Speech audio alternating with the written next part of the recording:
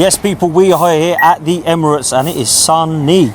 We are here for the preview and it is Arsenal versus Real Madrid and we're here in time to discuss it, and I have got none other than my main man, Spanish Dave, Skegnes Dave in the stream. Dave. How you doing, bro? Very good, very good. Obviously, we're back here at the Emirates again after a little calamity last time, trying to film it outside during match day. What's it, Fulham game, isn't it? And security got onto us, and security got onto us so much that I'm going to send you the footage anyway. You can put it in here. You can put it in here. You can put it in here. I mean, everyone wants to see it. Everyone's heard the story. You've been polite. We're just about to finish. We're 30 seconds away and now you've just interrupted. So now we've got to start again. Do you know what? Let me tell you something. I'm a Real Madrid fan. In Real Madrid, yeah. In the Bernabeu, we never get disturbed once, yeah? Not one disturbed. Not one disturbance. You move that way you need to, bro, and then we go, yeah? You need to move the camera over here. You need to move it 2 meters. You do what you go move it where it needs to move, man. Go on. You need to move the camera. Well, you move it right now. As a Real Madrid fan, the Bernabeu, never once have I been disturbed while filming. Yeah, I know. The problem is he doesn't make the rules. There we go.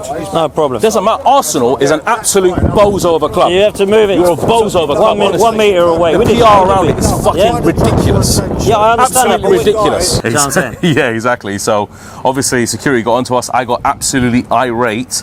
We had to move literally 1 inch. But you know, we're back here again. Real Madrid, Arsenal, Champions League. We are indeed, man. And you've brought the sunshine with you, bruv, which is amazing. From Madrid directly. Look, last time we spoke, things have changed in terms of injuries, in terms of Real Madrid and Arsenal, looking at their results in the last couple of games as well. How are you now feeling going into this one, bro? Well, currently when we're recording this, actually Real Madrid are playing Valencia. We're 1-0 down at half-time. And do you know what? From set pieces, we look vulnerable. In terms of counter-attacking, trying to face it from any type of team, we look vulnerable. Playing against Real Sociedad in the Copa del Rey, absolute calamity of a match. So these type of matches here, I'm looking at Arsenal as a level above both of these teams. And obviously today you just drew against Everton. So I think we're both kind of shambolic at the moment and we're just literally going into this, literally the sideways backwards FC match. You know what I mean? That's what it is. Sideways and backwards. Listen, you've got Carlo Ancelotti, we've got Mikel Arteta. What's your thoughts on both these managers? One of them has been there and done it. One of them is up and coming still, 5 years in the job.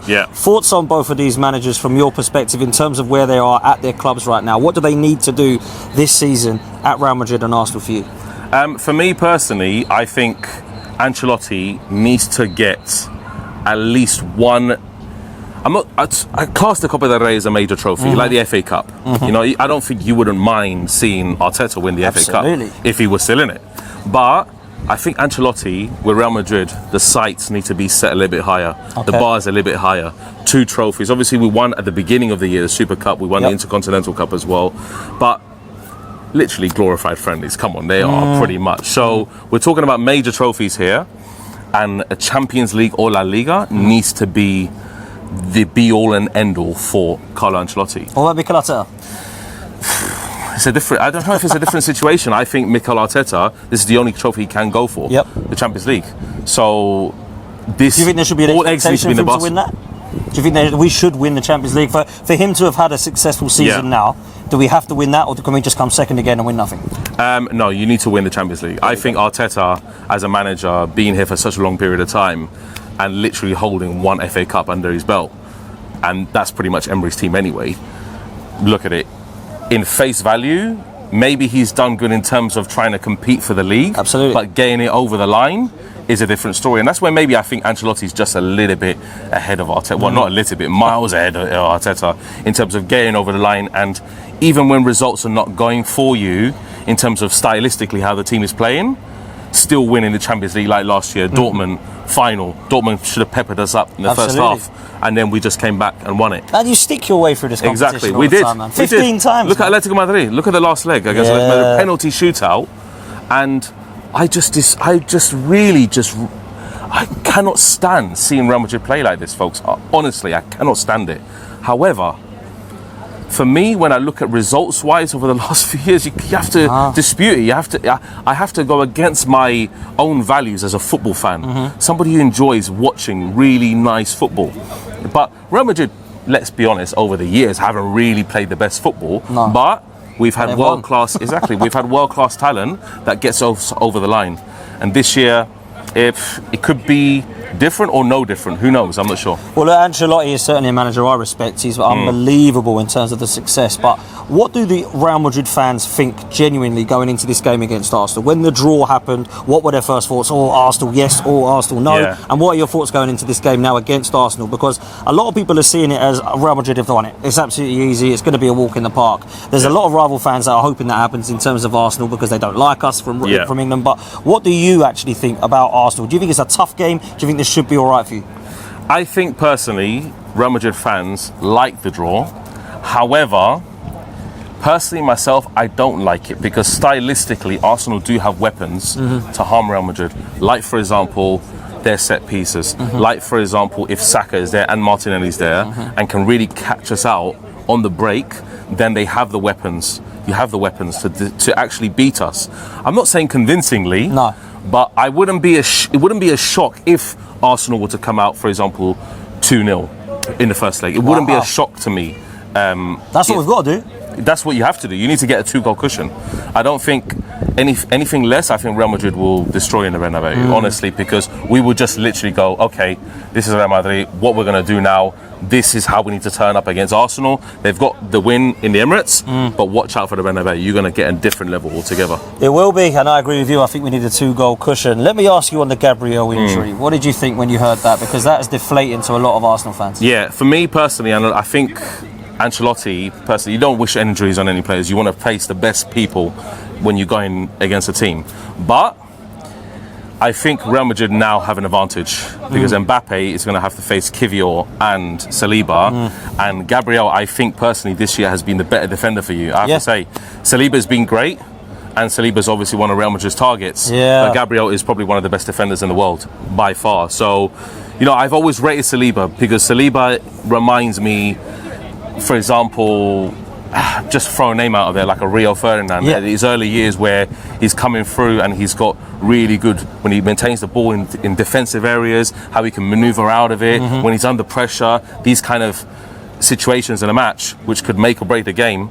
Honestly, Saliba is the be-all and end-all for defenders in the world football. Honestly, he's such a good player, and that's why Ancelotti likes him. That's why Perez likes him. There's no secret that Real Madrid have been been feeding it into the media that obviously Saliba will come to Real Madrid. So who knows on that one? But I think Gabriel, just going back to it, I don't know if we're licking our lips at the situation, but Mbappe and his pace and Vinny and his pace and Rodrigo and his pace could be very harmful for Arsenal if you're not careful. I think you're right. Look, they're the best three in the world. Let me ask you, from a Real Madrid perspective, a lot of Arsenal I would say Barcelona front three are the best at the moment. Oh, would you really? Yeah. Okay, well, Rafinha, Yamal and Lewandowski. I would say collectively as a unit they're the best, but Real Madrid not too far behind. Interesting. I mean, you would know, you watch the Liga more than me, but let me ask you this. Sorry, Real Madrid fans. You're honest, man. That's what we want to hear. That's why I got you on. Listen, I've got to be real with you. As a Real Madrid fan, when you look at the opportunities of the back four at Arsenal, there's two options that we can do, right? Yeah. We can have Mars Lewis-Skelly at left back, Kivior, Saliba and Timber, which I think is probably what we'll go with. Or we can change it up and have Ben White and Timber playing together with Saliba and Mars Lewis-Skelly. What do you think, as a Real Madrid fan, you'd be licking your lips at more? Kivior playing or Ben White and Timber playing together in that back line? It's tough. I don't know. I think Kivior would be much of an easier opposition. Personally, I think Timber is a very good defender. Unbelievable. Do you know what? I actually rate Timber a lot. I think he's one of the best right backs in the world. I've got to be honest. Wow. Okay. He's very physical, very good presence, and that's Arsenal's strength, is their back line. So I don't know. It depends on the day. Like look at Ancelotti. I want to see how Ancelotti views this match, how he sets up the team, because we always launch our lineups 2 hours earlier before the match. So I want to see how he views Arsenal, what he's seen previously here, just this weekend today against Everton, and see how Ancelotti can put the different cogs in the system to make it work for him. Because I don't see Vasquez, honestly, I have to be honest, if Vasquez plays right back, Martinelli is going to have an absolute fielder. Whoever's playing there, Trossard, let's hope it's Vasquez. Whoever it is, you know what I mean? If Lucas Vasquez is there, because he leaves so much space in behind. Valverde will naturally cover with him, but he leaves so much space in behind, and he doesn't even run back. He doesn't track back. He doesn't make an effort. I don't know what Vasquez is here for, guys, honestly, please. He's my most agenda. I don't care if it's an agenda. People can call me an agenda merchant against him, but he is absolutely horrendous. Bro, I spoke to Guns the other day, and Gunnar was saying that they literally cannot stand Vasquez. They do not believe. Real Madrid fans cannot stand him. Wow, that's unbelievable. He's our captain as well. Well, let's go to the team news, because I want you to put your predicted 11 of what you think he will do here, and how you think Carlo will set up on this Real Madrid on Tuesday night. I think obviously he's going to go for Courtois. Is not playing today against Valencia. I think he's being rested. Okay. It's either going to be Courtois or Lunin. I'm not sure. I think Courtois got a knock. I think, honestly, he's going to go for Courtois. He needs to put his best keeper. I think right back is going to have to be Valverde. Okay. If we do put Vasquez, then we're going to have an absolute horrendous day. And then in the centre of defence, it's going to have to be Rudiger and Asensio. I think personally, with I don't know if obviously Mendy has been caught. Let's see if he's fit. I'm not sure if he's going to be fit for this. There's a few players. Mendy's maybe going to be fit. Ceballos is maybe going to be fit. So just as a safety net, I'll put Fran Garcia obviously left back. Okay. About Fran Garcia against Saka. Not Camavinga, who has played there before. Yeah, Camavinga can play left back as well. Yeah. But because Tchouaméni is suspended. There we go. For the first leg. Okay. So because Tchouaméni is suspended, I'm seeing Camavinga in the midfield with potentially Modric and Bellingham. Yeah. Bellingham's going to be running back and forth consistently. You can see it. And then our front three is going to have to be Vini, Mbappe and Rodrigo. And Vini hasn't been playing the best. But if we need to freshen up later in the match, then we can bring players like Brahim Diaz. We can bring players like Arda Güler on to maybe create a bit more creativity. If you are deciding, okay, you get a first goal and you decide to, okay, low block format, then we need creativity to unlock the defence. So Arda Güler, Brahim Diaz, anybody really that can come on and just elevate the team a bit. Well, look, for me, I'll bring my Arsenal team and 11. And then we'll go on where we see kind of key battles, because for me it'll be Raya in goal. I think this is what he'll go with. I think he'll go Timber at right back. I think he'll go Saliba and Kivior, and then he'll go with Lewis Skelly. Then I believe in midfield it will be Partey, Rice and Odegaard, and then Saka, Martinelli and Marino is what I think he'll be. That's going to be a good battle, Skelly versus Rodrigo. Well, let's talk about it. Where do you see the key battles there, man? I see key battles, Rodrigo versus Lewis Skelly. I see Timber versus Vinny. And I see the two front, Mbappe up front with the two centre backs. Obviously Saliba and obviously the French connection there. Mbappe versus Saliba. What about the battle in midfield, Dave? Because obviously you spoke about Bellingham, Modric, and then Camavinga. Obviously we've got Partey, Rice, and Odegaard. Depends how Rice is going to play. I think Rice is going to be the difference maker in this match. I've said to you before, and you clearly know this. I don't really rate Rice in terms of his his all-round game. But maybe defensively screening the back four is good. Partey is going to be, I think, more of the defensive unit for you, because he doesn't know how to play against this Real Madrid side, but I think he's got experience, sir. Yeah, he's got experience, absolutely, and he's got Champions League experience. This guy, I think Partey's excellent. Honestly, I've always rated Partey. Always rated him. But for me personally, I think the key battles in midfield depends really. Like Camavinga's going to be running around like an absolute yo-yo.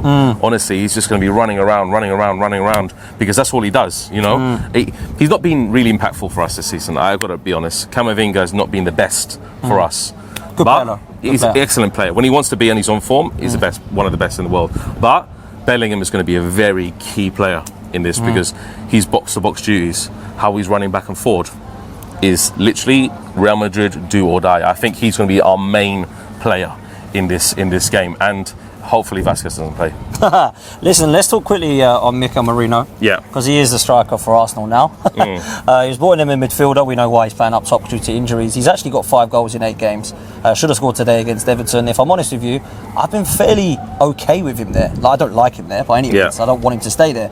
But actually, he's been okay. Can he be a threat against Real Madrid? No, I don't think so. I don't think he can be a threat against Real Madrid. I think literally how Merino plays, I think Rudiger will eat him up. Asensio will eat him up.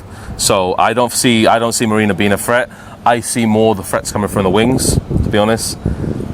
Mainly Saka. I think Saka is going to be a very big threat. I mean, Fran Garcia against Saka, that is going to be a big battle. If Mendy's playing, then I think he'll have more chance. I don't think he's going to be fit in time. That's interesting. Look, just lastly, before we come into a prediction, obviously your front three is scary on paper. Who's impressed and who's not impressed so far for Real Madrid? Mbappe's impressed. Obviously, I didn't rate Mbappe at the start of the season, but he had to give him time to fit into the squad. And Ancelotti had faith in him, that's why I like Ancelotti, and sometimes because he doesn't divert away from his team unless he has injuries. He knows he's starting 11, you know? Yeah. So Mbappe, definitely impressed, 30 plus goals a season. But honestly, I think Rodrigo is going to be a main key player. I quality, think mate. main key player. Vinny's just Vinny. Vinny's just Vinny. That's all I got to say. What's happening to him at the moment then? What's been going on? I don't think he's missed the penalty today, apparently. Yeah, I don't think he's just right with Mbappe. I've got to be honest. Right. I don't think they fit together. I have to be honest on that one. Okay. So him and Mbappe, not right at all. I would rather put Rodrigo on the left and put Brahim Diaz on the right. Wow. And put Mbappe on the front. That's what I would do against Arsenal, because then Brahim Diaz versus Luis Skelly is going to be a much more interesting task for him personally, and then also Rodrigo if he was to face Timber. So honestly, that's what I would do, but you know he's going to go with Vinny and Mbappe and Rodrigo. Absolutely. Dave, let's go for a prediction, mate. What are you saying? Last time we spoke, you thought it would be a 1-1 draw. Yeah. Are you remaining with that prediction? I'm not remaining with a prediction. Okay. I think Arsenal will beat us 2-1 Wow. in the Emirates. I did not expect that. I think Arsenal will beat us 2-1 in the Emirates. Do you know why? Just the recent results that we've had, how we're playing against, let's be honest, teams worse than Arsenal in La Liga. Wow. And Real Sociedad, the 4-4 draw, that really got me shaking. Really got me shaking how open we can be in defence. And if Arsenal do find those gaps and Odegaard is given space to find those gaps, then it's going to be a tough one, because obviously Odegaard comes from Real Madrid. He wasn't really favoured by us, but he's obviously one of your star players. And if he's given space, he can work it. But if we close him down, then that's going to be better for us. So that's why I said Bellingham's one of the key players, because he's going to be tracking back all the time. So honestly, I think it's going to be 2-1 to Arsenal. Obviously, they say you back your team. I don't think we can beat Arsenal here. I have to be honest. I think we'll beat you in the Bernabeu. We can do another preview for that. But honestly, I think Arsenal will beat Real Madrid here 2-1. That's unbelievable, and do you know what? I hope that Dave is right. I really hope that Dave is right. I hope no. Well, yeah. I hope I'm proved wrong, guys. I hope I'm proved wrong. Of course you do. I said 1-1 last time as well. The reason I think we might lose this 2-1 is because Gabriel is massively making me change my mind. Yeah. That difference with Kivior playing there, he's got a mistake in him. I think Mbappe, Vinny, you know he's going to turn up against us. He's been rubbish apparently lately. He's probably going to turn up against us. So that means Vinny Jr. will probably have the best game of his life. Mbappe, we all know what he's about. Yeah. And Rodrigo, I think, is probably the one that don't get spoken enough. He really should, because I think he's been incredibly underrated as a player for Real Madrid. So I am going to go 2-1 Real Madrid. I hope that I'm wrong and you're right. And then you hope that I'm right and you're wrong. Yeah, exactly. So that's where we're at. But look, man, pleasure coming on, man. Really appreciate it. How can people get hold of you, man? End of stream, Dave. Obviously, I'm in Madrid. Obviously, I live there. So you catch me outside the Bernabeu every single week if we're playing. And then if I'm there also. So I've just obviously done a flyby visit to London for literally filming these previews and doing a lot of this stuff around, obviously, the ground and stuff, which is going to be excellent. I'm going to be outside here on Tuesday. So, love that, man. Yeah, after the match. So let's see how that match unfolds. Absolutely. Listen, make sure you're following End the Stream Dave. Dave's been doing unbelievable stuff. His channel is blowing up. All Real Madrid content and football chats. Make sure you go over there. Make sure you hit a like on this one. Make sure you subscribe, and we will see you next time, people.